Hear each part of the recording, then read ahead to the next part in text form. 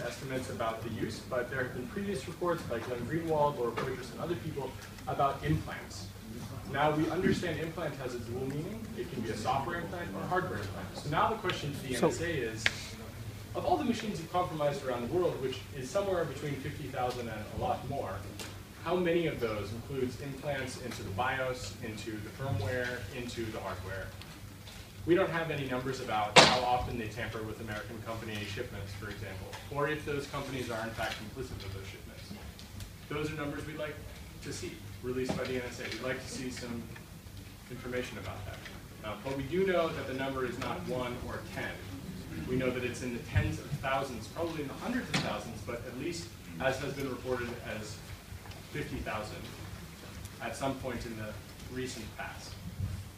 Do you have a question? You do. So when talking about impersonating Yahoo, you said with deploying TLS everywhere, basically encrypting everything, you might stop some of these attacks in impersonating.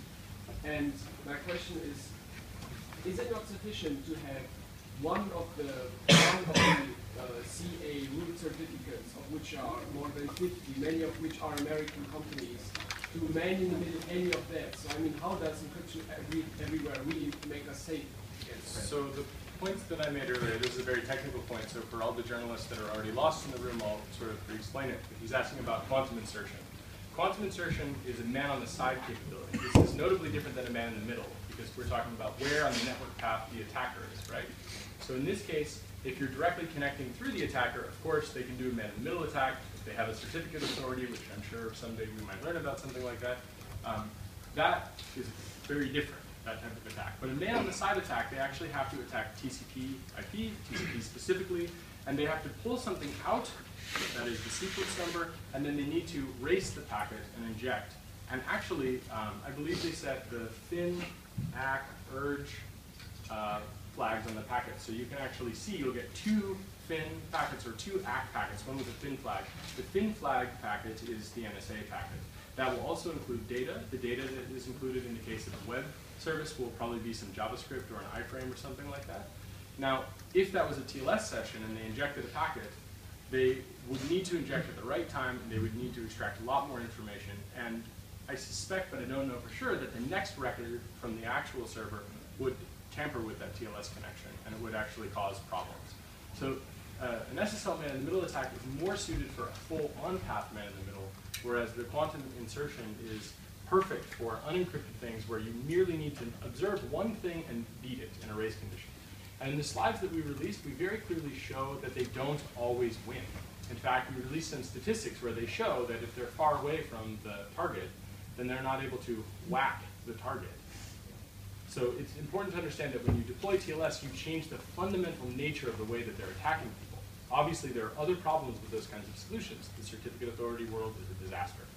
And that doesn't solve that problem, but it will solve the man-on-the-side problem, without question. Yeah? With their attacks, does these attacks weaken the whole system? Not only for one intruder, but maybe for many other intruders? Or what's the big picture? Yeah, so the big picture is that the NSA has left all of us vulnerable. They understand how to exploit these vulnerabilities. They do, and as a result, everyone else can too. In many cases, especially things like with a man-on-the-side injection, that's a well-known thing. There are actually implementations of quantum insertion on GitHub, which have been written in response to this. Now, that's not the NSA's implementation of quantum insertion, but the point is that there are people who have implemented the same attack, and they just don't have the same infrastructure. And so this is an obvious problem, which the NSA has left us vulnerable to. And in some ways, this is not the news part. The news part is the scale in which they do it, and the understanding of the total control that it gives to them. And thus, they acknowledge that this is also something that another attacker with a great deal of infrastructure would be able to do, and it would also give them a great deal of power. So I would say that the right thing to do here is to fix it so that that other attacker is not able to do this. But instead, the NSA has decided to keep their power and to use this power.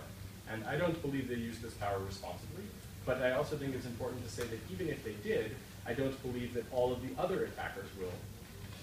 And they are certainly not bounded by Congress, the US Congress, any more than the NSA. although I'm not sure which is less bounded by the security contracts. You have a question? I had a question about how actually identities are collected. Like for example, how your Facebook profile, your Twitter, or your email address are all linked together. And if you had documents, would be something to do. Yeah, so basically the way that it works, I mean, we released many more documents than I discussed today, so we released information about a bunch of other systems, which are quite interesting. But basically, the turmoil system, the passive collection system, that system, it looks for interesting data. We would call this selectors. Now, the NSA says they do a lot of targeted surveillance. You've all heard these weasel words about it. Targeted surveillance does not mean an individual person. It means a selector. And a selector can be a domain name, a phone number. So, you know, they consider collecting on one domain name, all the users of a domain name, to be targeted. So for gmail.com, it's a very different level of targeting in my mind than for another domain name, which I will not name. And there are many. So they start by looking for interesting things, and then they collect as much data about those people as they can. There's a system called Treasure Map, which again, Laura Poitras has revealed to the world with James Risen in the New York Times. This system is a real-time map of the entire internet, all devices and all the interesting things on the internet, including latency times between different points. Right? So they collect that with Turmoil, and then they change it with Turbine. And then they take data that they really like, and they store that data forever. And other data which is interesting to them enough that they would collect it at all, that's stored for 15 years. So in my case, the phrase from Bill Binney and Thomas Drake, the famous NSA whistleblowers, they said cast iron. That's what they call it when they task someone like Chancellor Merkel, or Julian Assange, or myself for total surveillance. They put you in cast iron. And so in that case, everything that your devices emit, if there is something they can make into a selector, they will add that to the targeting system to pull that data off of the internet and off of telephone systems. So then they do contact chaining to find more selectors to pull more data, and that's combined with Dragnet. So it's a retroactive process, and then it's a process which happens in real time. That's how they collect this data. And the main way that they're able to collect this data usually is through telecommunications companies being subverted or being complicit, and they do it as a bulk collection program. So they do what I would consider to be collection of data, surveillance, full collection, and then they sift through it looking for these selectors. Is that clear? Does everybody understand what a selector is now? Like your phone has an IMEI. So for example, the individual MAC address of this laptop, the individual MAC address of this cell phone, and the IMEI of this cell phone, the NSA cross-correlates and says, this machine clearly belongs to Alice, right? This machine clearly is for Bob. Everything that leaves this machine is associated with Alice or Bob. And that's how they're able to do this contact chaining. That's how they're able to find alternative names for a person. And that's how they're able to begin collection on those people for total cast iron collection, as Bill Binney has called it. So a few of us are part of the Cast Iron Club, and maybe that includes more of you now, since my phone is still on. Yeah.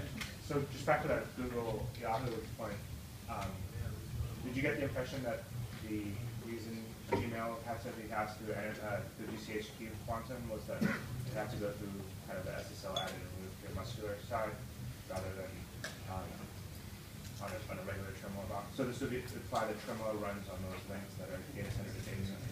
I think that turmoil runs in a lot of places, and I think that they do full packet collection in the United States as well. And I think that they clearly had some specific data center links in the United Kingdom, which are of interest as part of the muscular program. But I think that that's only for the quantum program, where they're somehow using GCHQ. I think the turmoil collection is happening all over the place, and in the places where they have visibility that's not encrypted, especially on a backbone link, then that's of course where they're going to go, right? So the power centralization phenomenon happens for plain text traffic. So they go to where the plain text is. That's the first rule of signals intelligence, look for plain text traffic. So I mean, we know from Mark Klein that they were doing Dragnet surveillance at AT&T in San Francisco. I actually believe that I've been targeted by the NSA surveillance programs retroactively as a part of the WikiLeaks investigation, in fact. And I know this because of some other evidence, which I'm happy to present later, but I've got to save something for another day. But I believe they're doing bulk surveillance in the United States as well as around the entire world. And if you read their denials, they don't really deny it. They basically just justify it, so it's not really a denial. And then GCHQ seems to be very involved in the actual exploitation of systems, I suspect because they're a monarchy and they basically do not respect the rule of law or human rights. So that to me is a key point, and it's a difference. And the US is deciding to collaborate with the monarchists, and that is really a great shame. So, yeah. Yeah. First of all, I want to say thanks. Because of you now, I don't feel paranoid anymore. No one should feel paranoid, and when you think about it, you should recognize that the things that you're doing, if you're protecting yourself, that's prudent. That's the word, prudent, not paranoid. Okay. Then I have a question because we've seen they are building hardware backdoors in the hardware we directly buying. What can we do as customers to get a better situation where vendors also realize that their hardware is buggy, that their hardware is backdoored and used? What can we as customers do